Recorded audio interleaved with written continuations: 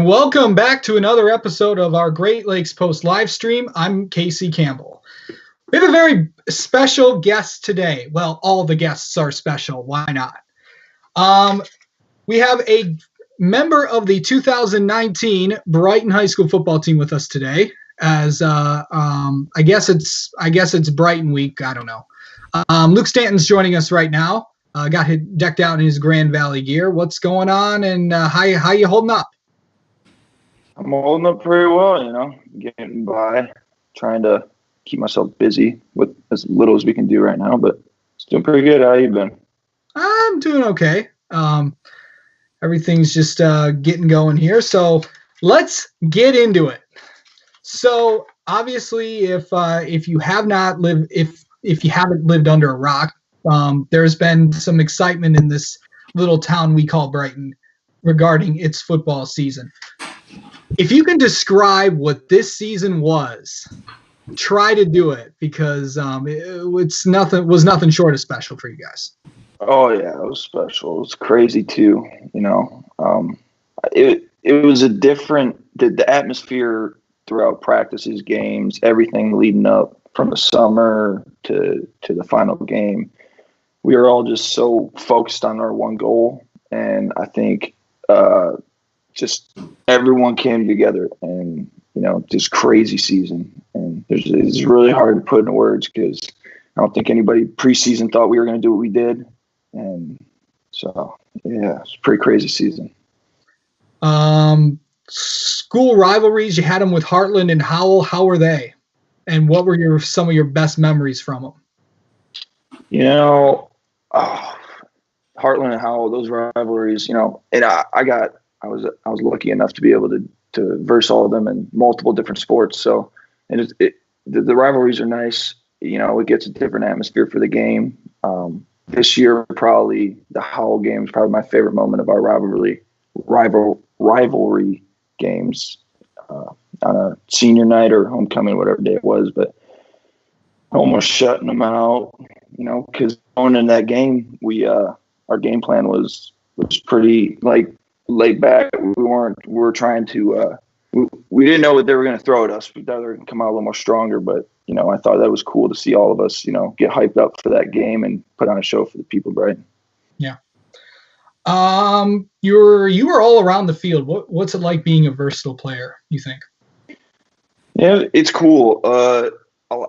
It's nice, being able to have a coach that trusts you, like Coach Lemon's trusted me. And I think that was a nice thing of him being able to realize that, I could play both sides of the ball and give me opportunity to, because I love defense and I also love offense. So, the fact that he was allowing me to do that, and then he also threw in some things with me at Wildcat quarterback, it was cool knowing that he trusted me like that.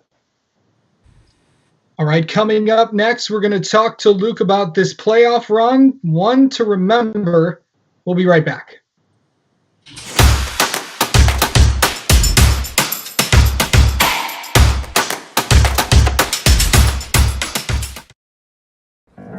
that beautiful? And then you're going to have the same thing.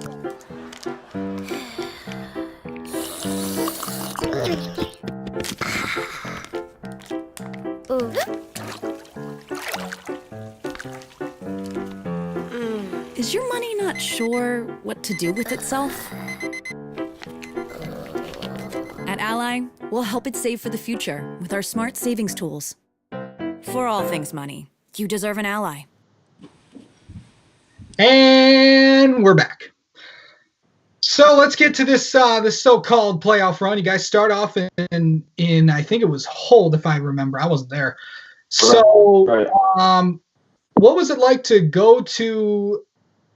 travel up to Hold, and what was that like?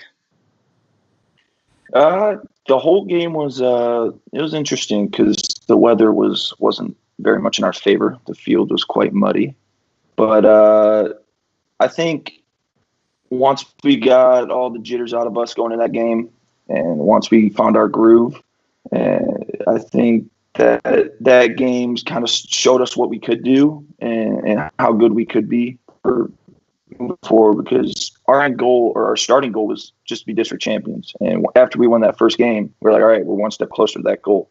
and we all knew we had to put in the work, and it was a fun game. I think the whole game was really what set us off for our pretty good playoff run. Let's get into that playoff run a little bit. You got East Kentwood and you had Hudsonville. You had those games at home. I remember because I was there for both of them, and they were pretty cold. What was that like? The home playoff games? Seems like it was just yesterday. Oh yeah, it was crazy. After the whole game, figuring out everything that went down in the first round, and kind of realizing that we could potentially have 2 home playoff games, and then once we realized we did, though, I think the atmosphere, like cold or not, we still had a lot of people there supporting us, and everybody came together, and the cold didn't stop us. I think we put together 2 really good home playoff games for everybody to watch. Experience at Ford Field. I know you guys came up short, but what was it like? It was a crazy feeling, everybody dreams as a kid to be able to play on Ford Field or play at the big house or whatnot. And to be able to play for a state championship, and knowing that you're the first team in Brighton history to play for a state championship, the first team in Livingston County to play for a state championship. It was a pretty crazy feeling. There were nerves, but I think once we ran out that tunnel, I think everything kind of went away and we were all ready to go. We did fall short, but I think it was an experience that everybody, will take with them for the rest of their life. I know I will. It was really great. Looking back, there's probably 2 of the best moments of my life were the Belleville game and then the state championship game. So pretty cool. I wouldn't be remiss if I didn't ask you about the Belleville game, because I can still consider it, the best football game I've ever been to. And I'm not being biased or anything, but it was simply that. Right. The thing about the Belleville game is, going through to school that week, nobody at our school thought we were going to win, but everybody on the football team we were so certain. I knew something was different about this game, because leading up that week, I've never felt that strongly that we were going to pull it off. Nobody really thought we could do it. And then we went out there and we proved who the best team was. All right, coming up, we'll talk to Luke about what his plans are for next year and what holds at Grand Valley, plus this tournament that the Livingston Daily is doing. We'll get into that next, and we'll be right back after this commercial.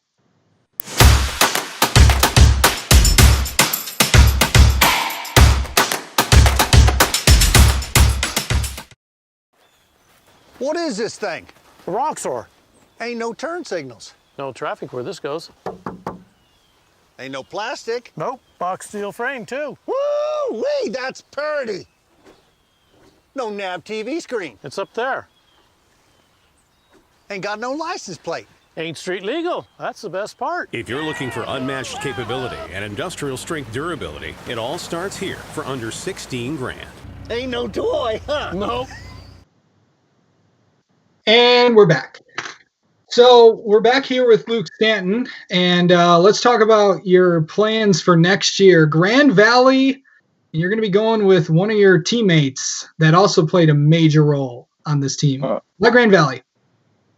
The whole college decision was probably the most stressful thing in my life. But when I took a couple visits up to Grand Valley, but once I went up there and I talked with all the coaches and saw the whole campus and got the full overview of what Grand Valley was, I knew that's the atmosphere that I want to put myself in, not only football, but academics and just the environment. Everyone's there, everyone cares about the football team. Everybody cares about you as a person, and everybody's there just they welcome me with open arms. And I think that was probably what drew me to Grand Valley. They did a great job. Coach Morin did a great job recruiting me.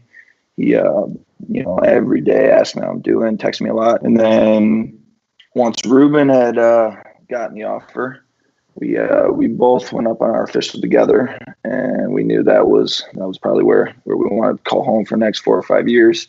So you got this tournament's going on that Bill Kahn from the Livingston Daily put together. Had a bunch of athletes from all across Livingston County.